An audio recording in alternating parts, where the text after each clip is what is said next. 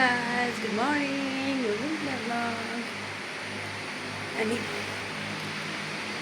आज त शनिबार बिहान उठेर मै ड्राई गरिसकेर टक्क यहाँ छु।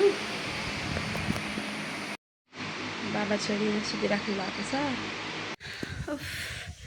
फाइनली लुगा धोएर सकेँ। अब माम पकाउँछु भन्दाखेरि माम त बसिसकेँ, पाक्दैछ। अनि गलेर कस्तो भयो, फेरि आज कति गर्मी छ। अनि यसरी लुगा नधोएको त कति भएको थियो, वासिङ मेसिनमा हाल्ने बानी भइसकिरहेको थियो। पहिला त लुगा धोइन्थ्यो यसरी नै, पहिला लुगा धुँदाखेरि त वास्ता हुँदैन थियो। अहिले चाहिँ बानी हरायो नि त, जस्तो बानी गऱ्यो त्यस्तै त हुने हो। बानी हरायो हातले लुगा धुने। अनि अहिले आज धोएको त कस्तो भयो, हात खुट्टा सबै गलिसकिरहेछ। ठिकै छ, त्यस्तै हो। कहिलेकाहीँ सबै कुराको एक्सपिरियन्स पनि गर्नुपर्छ। अब यस्तोमा आएर बस्यो, घर भन्ने केही छैन, बिजो गरी बसिराखेको छ। यसरी कहिले गरिएको थिएन एक्सपिरियन्स, नयाँ एक्सपिरियन्स हो। यसरी बस्दा चाहिँ कस्तो हुँदो रहेछ भन्ने कुरा पनि थाहा भयो नि त। बिजोक हुँदो रहेछ है गाइज। यसरी चाहिँ नबस्नु होला हजुरहरू। सायद छ भने पनि बरु पछि नै सर्नु होला, तर घर कम्प्लिट भइसकेपछि मात्र घर सर्नु होला।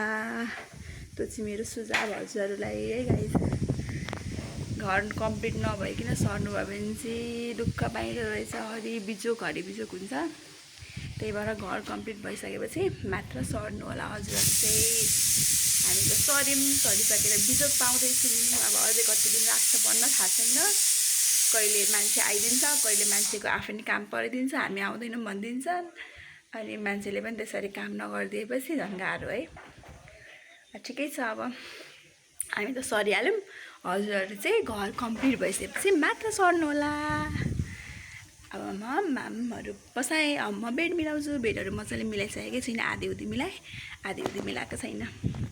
ल मैले अब चाहिँ पुरै बेडहरू मिलाइसकेँ। अनि हाम्रो बिजोककै अवस्था चाहिँ यस्तो छ। यतिको मिल्दा पनि अलिकति आफूलाई नै सहज हुने, अलिकति राम्रो लाग्ने होइन त। अलिअलि मिल्दा पनि अलि राम्रै जस्तो लाग्ने। यतिको अब पर्दा पनि लगाएको छैन। अब कहिले लाउने हो थाहा छैन, ठोक्ने मान्छे कहिले आउँछ।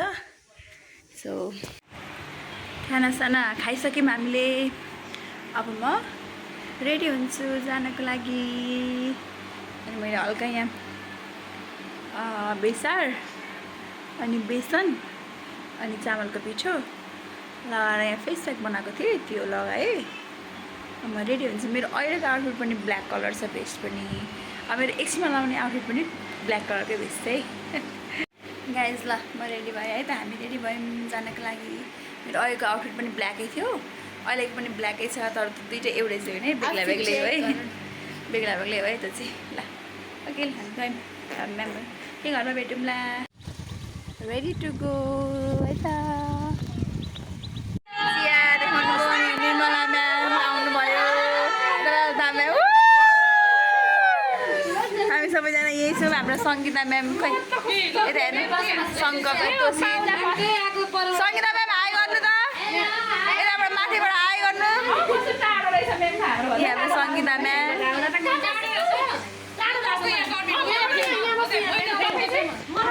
चिया खाँदैछौँ हामी यहाँ।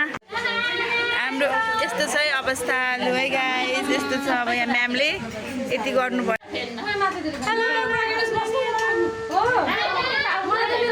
ल गाइस, यहाँ हामी म्यामकोमा, म्यामले यस्तो व्यवस्था गर्नुभएको रहेछ। यो म्यामले हैरान चाहिँ किन गर्नुभएको, यस्तो हैरान किन गरेको त्यतिका।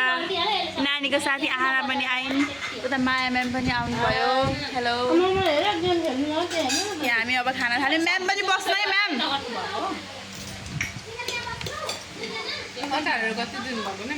कस्तो मिठो सब्जी छ यहाँ अचार छ, यस्तो मिठो छ अचार। अनि यहाँ चिची पनि छ, अनि यहाँ पुलाउ पनि छ, यस्तो मिठो छ। यहाँ खाँदै हुनुहुन्छ,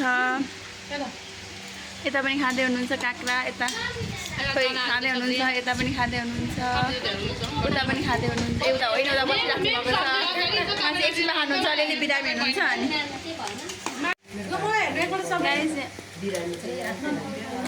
कस्तो मिठो लाग्यो, मिठो बनाउनु पर्छ म्यामले।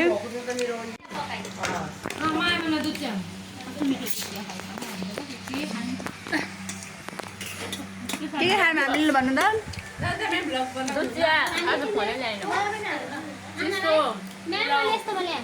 हुन्छ हुन्छ म्याम जेमा ल्याउँदा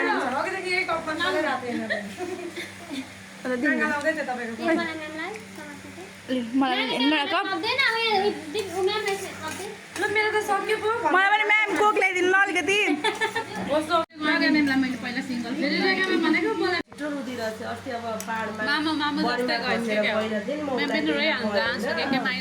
छेउमा बसेर गएको ऊ पनि छेउमा बसेर रुन थाल्थ्यो क्या अनि सबै कस्तो सानो नानीलाई कति छिटो पिरो आँखाबाट आँसु आएको पिरो नै खानु तपाईँ पनि मलाई त केही हुँदैन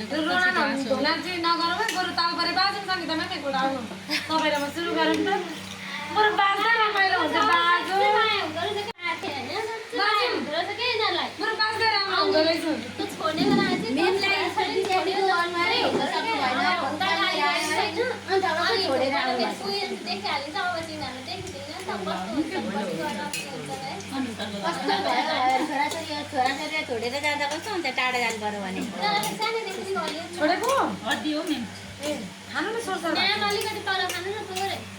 मलाई सबै आज मैले ढिलो खाना खाएको थिएँ नि त त्यही भएर